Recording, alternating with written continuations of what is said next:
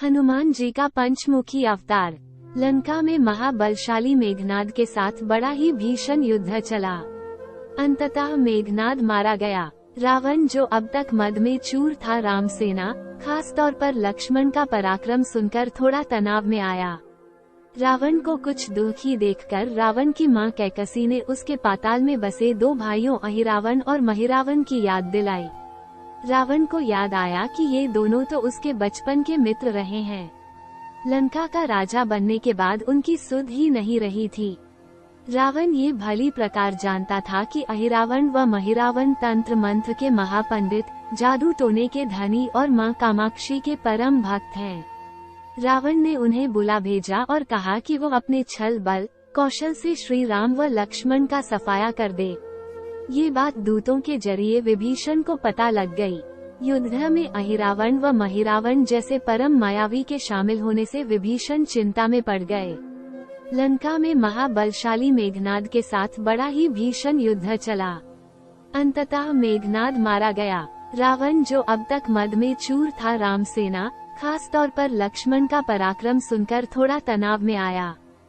रावण को कुछ दुखी देखकर रावण की मां कैकसी ने उसके पाताल में बसे दो भाइयों अहिरावण और महिरावण की याद दिलाई। रावण को याद आया कि ये दोनों तो उसके बचपन के मित्र रहे हैं। लंका का राजा बनने के बाद उनकी सुध ही नहीं रही थी।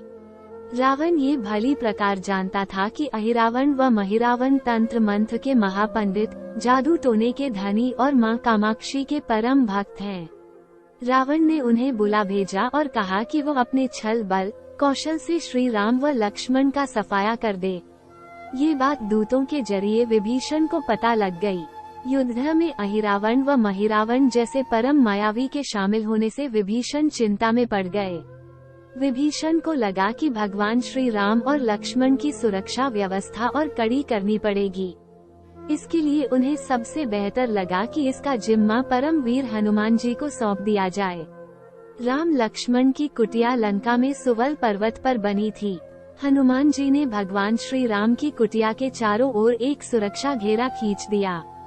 कोई जादू टोना, तंत्र मंत्र का असर या मायावी राक्षस इसके भीतर नहीं घुस सकता था। अहिरावण और महिरावण श्री राम और लक्ष्मण को मारने उनकी कुटिया तक पहुँचे, पर इस सुरक्षा घेरे के आगे उनकी एक न चली, असफल रहे। ऐसे में उन्होंने एक चाल चली। महिरावण विभीषण का रूप धर के कुटिया में घुस गया। राम व लक्ष्मण पत्थर की सपाट शिलाओं पर गहरी नींद सो रहे थे। दोनों राक्षसों ने बिना आहट के शिला समेत दोनों भाइयों को उठा लिया और अपने निवास पाताल की ओर लेकर चल दिए। विभीषण लगातार सतर्क थे। उन्हें कुछ देर में ही पता चल गया कि कोई अनहोनी घट चुकी है। विभीषण को महिरावण पर शक था। उन्हें राम लक्ष्मण की जान की चिंता सताने लगी। विभीषण ने हनुमान जी को महिरावण के बारे में बताते हुए कहा कि वे उसका पीछा करें। लंका में अपने रूप में घूमना राम भक्त हनुमान के लिए ठीक न था, सो उन्होंने पक्षी का रूप धारण कर लिया और पक्षी का रूप में ही निकुंभला नगर पहुँच गए।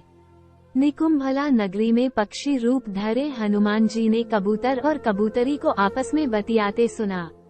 कबूतर कबूतरी से कह रहा था कि अब रावण की जीत पक्की है। अहिरावण व महिरावण राम लक्ष्मण को बलि चढ़ा देंगे। बस सारा युद्ध समाप्त। कबूतर की बातों से ही बजरंग बली को पता चला कि दोनों राक्षस राम लक्ष्मण को सोते में ही उठाकर कामाक्षी देवी को बलि चाहने पाताल लोक ले गए हैं।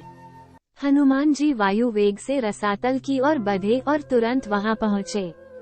हनुमान जी को रसातल के प्रवेश द्वार पर एक अद्भुत पहरेदार मिला।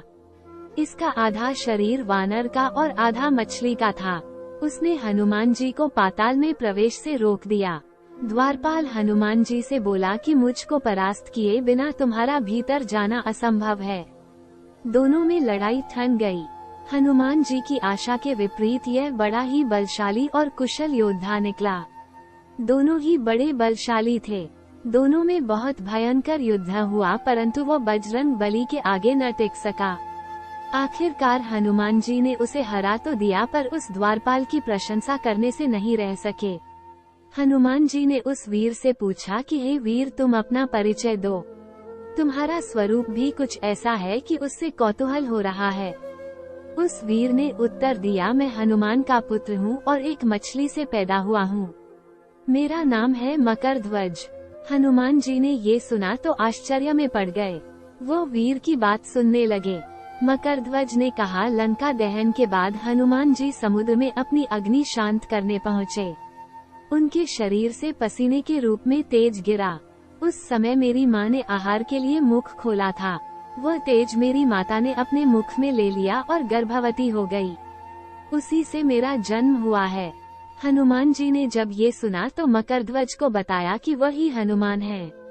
मकरध्वज ने हनुमान जी के चरण स्पर्श किए और हनुमान जी ने भी अपने बेटे को गले लगा लिया और वहां आने का पूरा कारण बताया।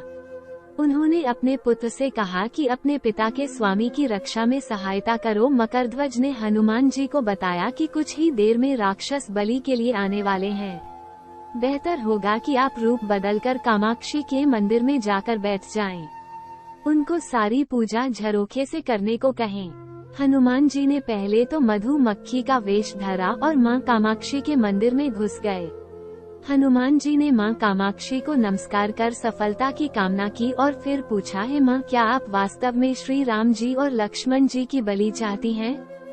हनुमान जी के इस प्रश्न पर मां कामाक्षी ने उत्तर दिया कि नहीं, मैं तो दुष्ट अहिरावण व महिरावण की बलि चाहती हूँ। ये दोनों मेरे भक्त तो हैं पर अधर्मी और अत्याचारी भी हैं। आप अपने प्रयत्न करो, सफल रहोगे। मंदिर में 5 दीप जल रहे थे। अलग अलग दिशाओं और स्थान पर माँ ने कहा, ये दीप अहिरावण ने मेरी प्रसन्नता के लिए जलाए हैं। जिस दिन ये एक साथ बुझा दिए जा सकेंगे, उसका अंत सुनिश्चित हो सकेगा। इस बीच गाजे बाजे का शोर सुनाई पड़ने लगा। अहिरावण, महिरावण बलि चाहने के लिए आ रहे थे। हनुमान जी ने अब मां कामाक्षी का रूप धरा। जब अहिरावण और महिरावण मंदिर में प्रवेश करने ही वाले थे कि हनुमान जी का महिला स्वर गूंजा। हनुमान जी बोले, मैं कामाक्षी देवी हूँ और आज मेरी पूजा झरोखे से करो। झरोखे से पूजा आरंभ हुई। ढेर सारा चावा मां कामाक्षी को झरोखे से चाया जाने लगा। अंत में बंधक बलि के रूप में राम लक्ष्मण को भी उसी से डाला गया। दोनों बंधन में बेहोश थे। हनुमान जी ने तुरंत उन्हें बंधन मुक्त किया। अब पाताल लोक से निकलने की बारी थी, पर उससे पहले मां कामाक्षी के सामने अहिरावण महिरावण की बलि देकर उनकी इच्छा पूरी करना और दोनों राक्षसों को उनके किए की सजा देना शेष था। अब हनुमान जी ने मकरध्वज को कहा कि वो अचेत अवस्था में लेटे हुए भगवान राम और लक्ष्मण का खास ख्याल रखे और उसके साथ मिलकर दोनों राक्षसों के खिलाफ युद्ध छेड़ दिया। पर यह युद्ध आसान न था। अहिरावण और महिरावण बड़ी मुश्किल से मरते तो फिर 5-5 के रूप में जिदा हो जाते। इस विकट स्थिति में मकरध्वज ने बताया कि अहिरावण की एक पत्नी नागन्या है। अहिरावण उसे बलात्कार लाया है। वो उसे पसंद नहीं करती पर मन मार के उसके साथ है। वो अहिरावण के राज जानती होगी। उससे उसकी मौत का उपाय पूछा जाए। आप उसके पास जाएं और सहायता मांगे। मकरध्वज ने राक्षसों को युद्ध में उलझाए रखा और उधर हनुमान अहिरावण की पत्नी के पास पहुँचे।